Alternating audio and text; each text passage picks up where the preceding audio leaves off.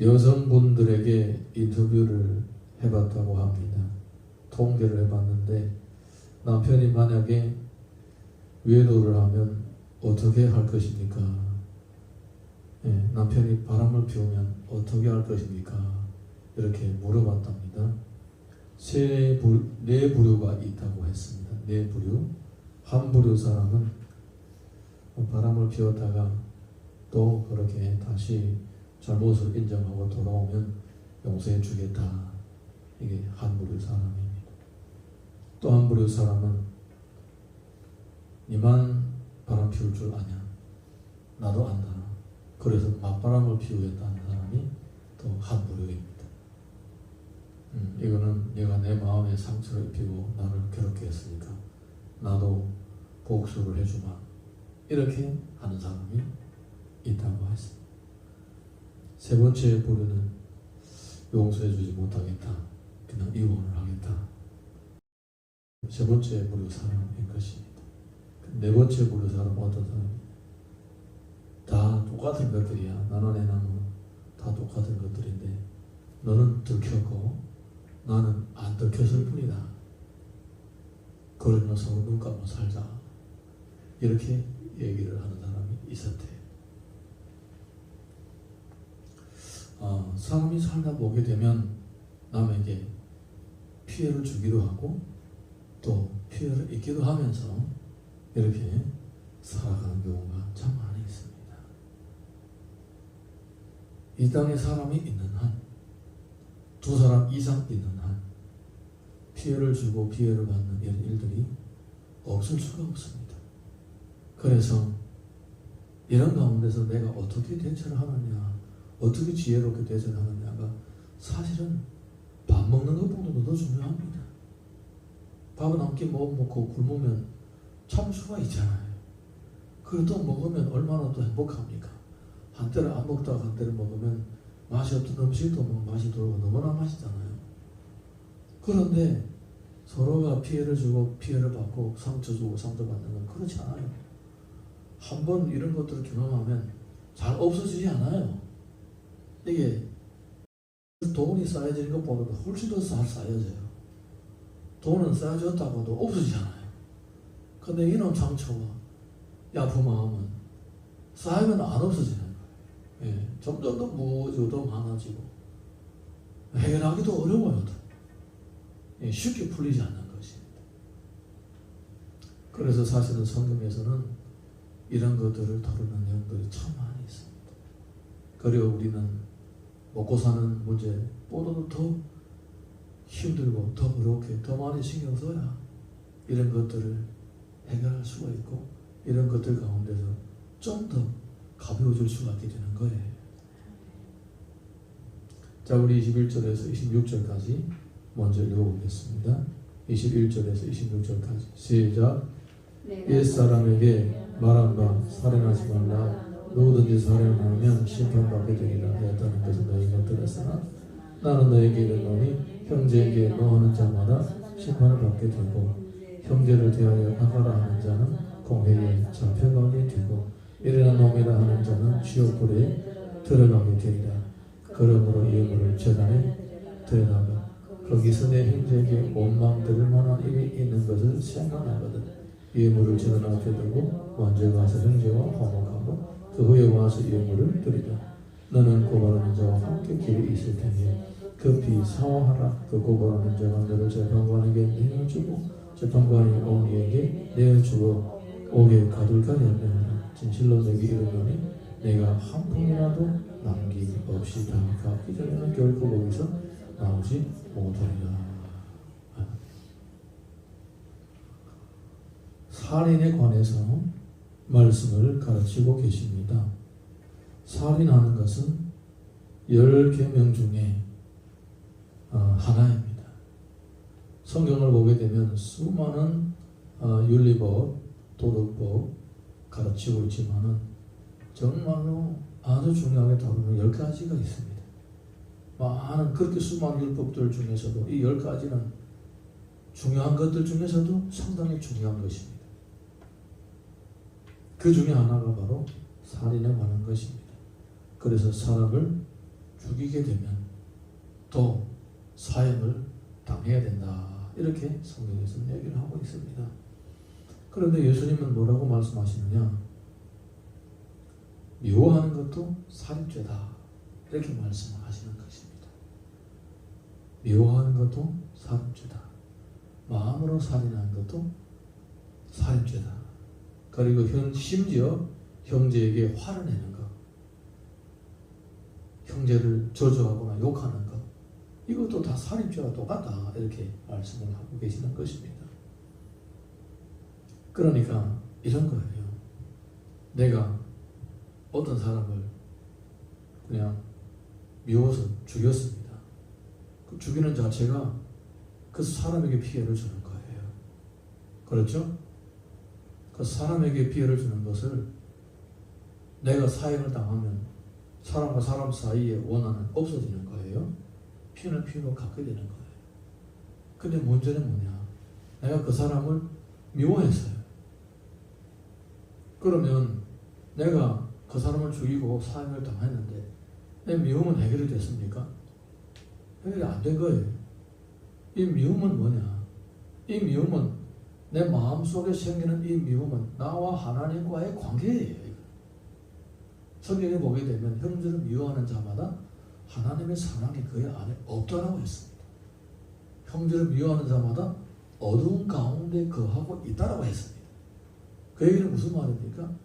내가 누구를 미워하게 되면 이 미움이라는 자체가 나와 하나님과의 관계를 멀리하게 하거나 등지게 한다는 것입니다. 설령 내가 누구를 미워서 죽였다, 그리고 내가 벌 받았다라고 하더라도 사람과 사람 관계는 예를 들어 나와 하나님 관계는 안 해결된다는 겁니다. 그래서 이걸 누구를 미워해서 내가 살인죄를 졌다, 이것은 사람과의 관계도 파괴가 되고 하나님과의 관계도 파괴가 되는 거예요. 자, 그런데 한 가지가 있어요. 내가 사람을 죽이지 않았어요. 죽이려고 했고 또 심지어 엄청 미워했습니다. 그 행동으로는 서슴한것도 나타나지 않았습니다. 속으로만 맨날 죽여야 되지 미워했습니다. 그런데 그 사람한테는 피해를 주지 않았습니다. 문제가 어디에 있습니까? 나와 하나님의 관계가 문제가 생긴 거예요. 예, 나와 하나님과의 관계가 문제가 생긴 것입니다. 이것이 더 큰 문제라는 거예요. 더 큰 문제라는 거예요. 이거 어떻게 해결할 거예요? 어떻게 해결할 것이냐? 그래서 속으로 미워하는 것도 살인죄다. 이거는 형제를 죽이는 실형을 받을 만한 범죄가 나타나게 하는 근원적인 문제라는 것입니다. 모든 죄는 나와 하나님 사이에서부터 잘못된 일이 생기면서부터 시작이 되는 거예요. 나와 하나님과의 관계가 신실하고 바르게 세워지게 되면 형제에게 피해를 주는 죄를 최소한 고의적으로 행하지는 않는다는 거예요. 네. 모르고 할 수도 있어요. 나무를 찍다가 도끼가 날아가서 옆에 있는 사람 맞춰 죽일 수도 있습니다. 성경에서 실제로 그런 얘기도 하고 있습니다. 네. 그런데 최소한은 내가 하나님으로부터 벌을 받을 만한 이런 죄는 아니다라는 거예요. 네. 그래서 미움이라는 것은 내 영혼이 썩어 들어가는 나쁜 것이다, 이 말입니다. 미워하지 말라, 미워하지 말라, 미워하지 말라. 천번만번 하는 이유가 바로 여기에 있는 거예요. 사랑하라, 사랑하라, 사랑하라. 하나님을 사랑하고 이웃을 사랑한다는 것은 같은 거예요, 사실. 같은 거예요. 그래서 우리가 하나님을 사랑함으로써 형제를 향한 어떤 미움이 생기면서 그것을 짓눌러버리고 파괴해버리고 해결해버림으로써 형제에 대한 이 미움이 내 마음에 자리를 잡지 못하게 하는 거예요. 할렐루야. 예, 이거는 더 깊은 영적인 문제이기 때문에 간과할 수가 있습니다. 근데 문제는 이것을 그냥 내 생각 속에서 일어나는 것이고 내 감정 속에서 마음 속에서 일어나는 것이기 때문에 나타나지 않아서 괜찮다라고 착각하면 안 되는 것입니다. 이거는 영혼을 갉아먹게 되는 거예요. 영혼을 갉아먹게 되는 거예요. 나와 하나님의 관계가 문제가 생기게 되고 주님이 약속하신 은혜를 받지 못하도록 걸림돌 되는 거예요. 그래서 이 미움의 문제를 해결을 하라. 우리 주님이 이렇게 또 예를 들고 계시죠. 만약에 내가 재단에 가서 제물을 드리려고 하는데 형제와의 원망이 쌓인 일이 생각난다고 합니다. 그럼 어떻게 해야 되느냐? 예배보다도 형제와의 관계를 회복하는 것이 원한을 푸는 것이 더 우선이다라고 하는 것입니다.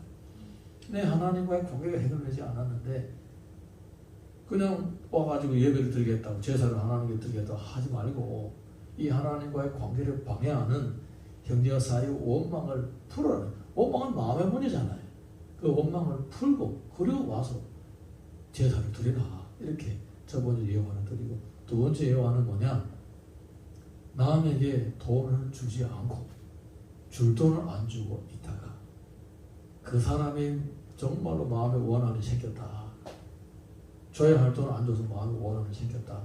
그러면 빨리 갚으라는 거예요. 그 돈.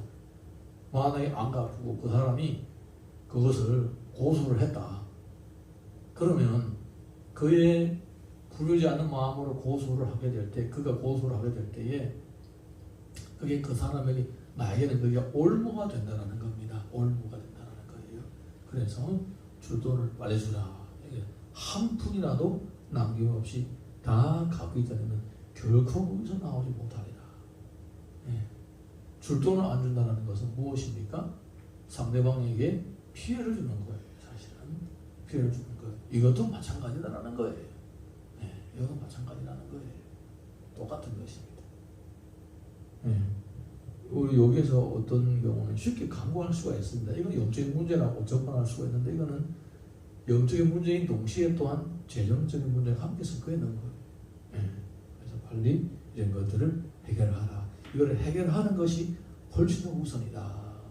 그러니까 우리가 사람들과 같이 어울려 살면서 원한을 쌓을 일은 하지 않는 것이 최선이다. 만약에 했다라면 그것을 빨리 해결을 하라. 이렇게 주님께서 가르치고 있는 것입니다. 여기서 영적인 문제가 우선이라는 것을 보여주고 계십니다. 할렐루야. 자, 우리 이어서 27절에서 32절 보겠습니다. 27절에서 32절 시작. 또 가늠하지 말라 하였다는 것을 너희가 들었으나 나는 너희에게 이르노니 음욕을 품고 여자를 보는 자마다 마음이 이미 가늠하였느니라. 만일 내 오른 눈이 너로 실족하게 하거든 빼어내버리라. 내 백체 중에 하나가 없어지고 온몸이 지옥에 던져지지 않는 것이 유익하며 또한 만일 내 오른손이 너를 실족하게 하거든 집어내버리라. 내 백체 중 하나가 없어지고 온몸이 지옥에 던져지지 않는 것이 유익하니라. 또 이르시되 누구든지 아내를 버리려거든 이혼 증서를 줄 것이라 하였으나 나는 너에게 이르노니 누구든지 음행한 이유 없이 아내를 버리면 이는 그를 가늠하게 하며 또 누구든지 버림받은 여자에게 장가를 자도 가능함이니라. 예수님은 간음죄에 대해서 가르치고 계십니다. 간음이라는 것은 죄이기도 하지만은 마음으로 간음을 하는 것도 똑같은 간음죄다. 마음으로 간음하는 것도 똑같은 간음죄다. 이렇게 말씀하고 계십니다. 이도 마찬가지입니다. 실제적 행동으로 나타나서 간음을 함으로써 나의 배우자의 마음에 상처를 입혔다. 이것이 죄이기도 하지만은 내 마음으로 간음하는 생각을 했다. 육체적으로 행동을 하기 전에 어떤 사람에게 피해를 주기 전에 마음의 간음의 생각을 함으로 인해서 나와 하나님과의 관계가 이미 이때부터 문제가 생겼다는 거예요. 그래서 이거 똑같은 간음죄다 말을 하는 것입니다. 그럼 이걸 어떻게 해결을 해야 되느냐? 주님께서 예를 듭니다. 눈이 범죄하게 되면 눈을 빼버리라. 손이 범죄하게 하면 손을 잘라버리라. 발이 범죄하게 하면 발을 잘라버리라. 장애인으로서 천국 가는 것이 훨씬 더 낫다. 그걸 아끼다가 지옥 가는 것보다도 잘라버리고 천국 가는 게 낫다. 이렇게 말씀하시는 겁니다. 여기에서 우리가 꼭 잘 이해를 해야 되는 것이 무엇이냐? 간음의 문제는 이 성욕의 문제입니다. 성욕의 문제. 성욕이라는 것은요, 사람이 다 있습니다. 특별히 젊은 사람들이 더 하죠. 성욕이라는 것은 사람이 다 있는 것입니다. 이 성욕에 대한 이 성욕을 충족시키고자 하는 이런 충동이 사람들에게는 다 있는 것입니다. 그리고 사람은 하나님으로부터 지음을 받을 때부터 이 성욕의 만족은 육신의 쾌락의 일종입니다. 이것을 악하다라고 정죄하지 않습니다. 또 이 성욕이라는 것을 통해서 육체적인 쾌락을 즐기면서 또 자녀를 생산하는 이 사명도 감당하게 되는 것입니다. 그래서 이것을 악하다고 하지 않습니다.